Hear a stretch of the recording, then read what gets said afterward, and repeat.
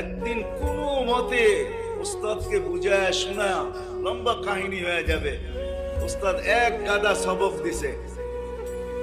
বাইজিদ বুস্তামি রহমতুল্লাহ আলাইহি 10 মিনিটের ভিতরে সবক মুখস্থ করে উস্তাদকে শোনায় দিছে।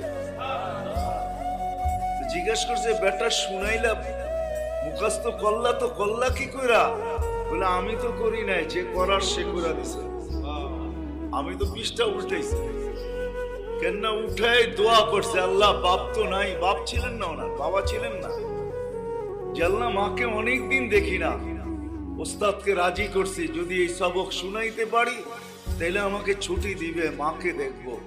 ও মালিক, মাকে দেখাও তো ইবাদত। মুস্কি হাসি দিলেও বলে মার মুখের উপরে তুমি কবুল হজের সওয়াব দিবে। বিদায় আমি বাইজিদ মাকে দেখতে চাই, সবকটা ইয়াদ করায় দাও না। চোখের পানি